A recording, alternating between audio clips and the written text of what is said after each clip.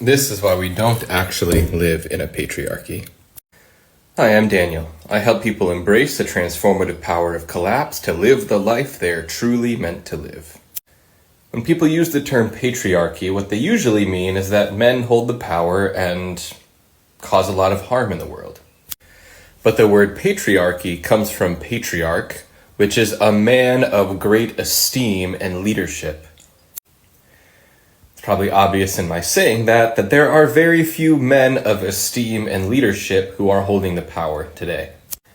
In fact, one could say that the people in power are not actually men or adults at all. What we have instead is a juvenarchy, where we are run and ruled by juveniles who hold the reins of power despite their childishness. It is juvenile to engage in political debate and succumb to name-calling and personal attacks. It is juvenile to start wars that you will never win. It is juvenile to take rights away from people who don't have power to say no. The problem is that most of the people in power are not actually adults. They are grown-up adolescents, engaging in adolescent behavior.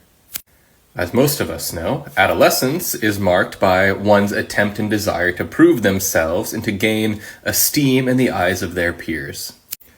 Contrast this with a true adult who is not concerned with what others think of him or her, but is more concerned with service, giving of oneself to make the world a better place.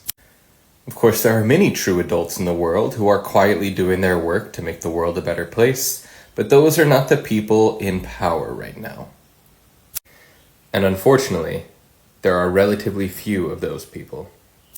This is because authentic adulthood comes only after the collapse, when one walks through the fire, when one's carefully constructed identity crumbles, and then something much deeper can emerge. We aren't really taught that such a life passage is even possible, or if it is, that it's desirable in any way. We certainly lack cultural institutions that support one through this process of dismemberment. Thus, we are caught in a patho-adolescent culture where people make it to their 80s without ever becoming an adult. The passage to adulthood is not a guaranteed one. It takes mettle and courage, surrender and grace.